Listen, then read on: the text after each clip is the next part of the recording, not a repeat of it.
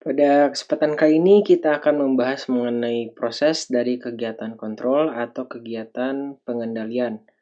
Lalu bagaimana pembahasannya? Mari kita telusuri di ruang tanya.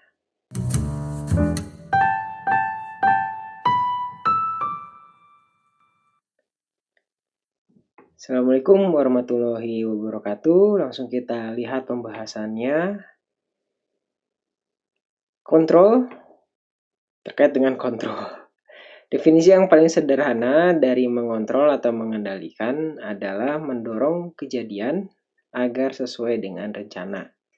Simpel itu ya. Jadi gimana caranya agar kondisi saat ini itu sesuai dengan apa yang sudah direncanakan sebelumnya. Kegiatan mengontrol tidak terjadi pada bidang manajemen saja, namun juga terdapat pada teknologi dan kehidupan kita sehari-hari. Nah, tahapan dari kegiatan mengontrol adalah sebagai berikut.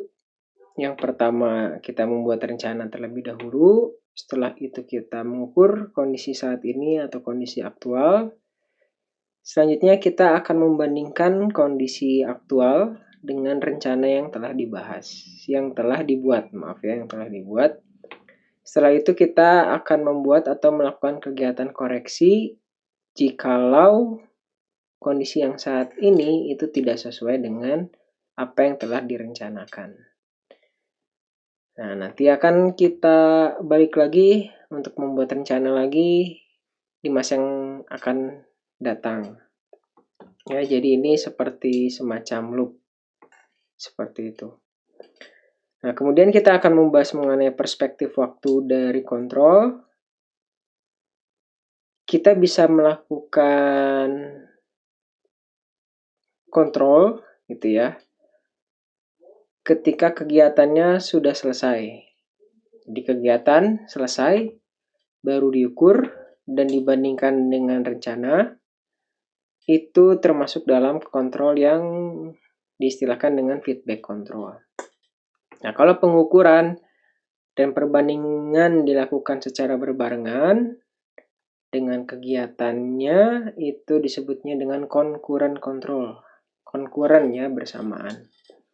Ada juga kontrol yang kita memprediksi akibat dari kegiatan yang sedang dilakukan atau akan, kemudian membandingkan hasil prediksi dengan rencana tersebut.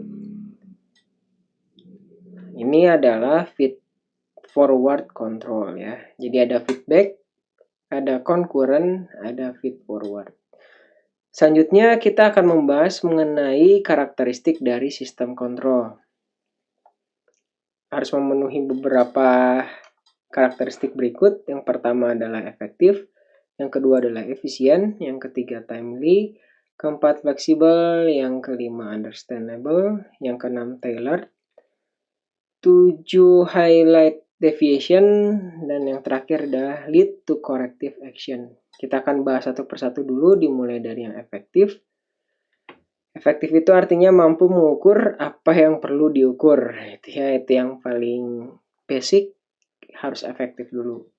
Nah, selanjutnya efisien ini terkait dengan ekonomis. Dan biaya yang dikeluarkan itu setara dengan manfaat dari pengukuran. Jangan sampai biayanya lebih tinggi daripada manfaatnya.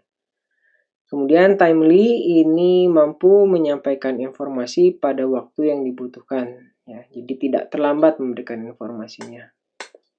Sehingga dampak yang besar itu dapat kita cegah. Kemudian fleksibel ini adalah bisa disesuaikan dengan perubahan kondisi yang mungkin terjadi. Jadi alat ukurnya ini bisa disesuaikan. Barangkali ada yang ingin dirubah dari cara mengukurnya atau apa yang diukurnya. Kemudian understandable ini mudah digunakan dan dipahami.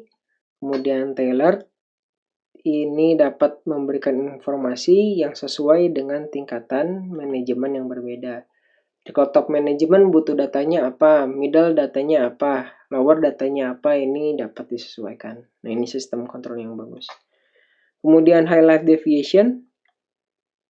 dapat memberikan peringatan jika terdapat deviasi yang melebihi dari batas. Jadi langsung diingatkan oleh kontrolnya jika deviasinya yang melebihi batas.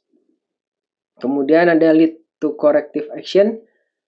Sistem kontrolnya ini dapat memberikan aksi koreksi secara otomatis ataupun hanya memberikan usulan aksi koreksi kepada penggunanya. Nah, itu pendahuluan dulu terkait dengan kontrol dan sistem kontrol. Lalu apa yang bisa kita bungkus pada kesempatan kali ini?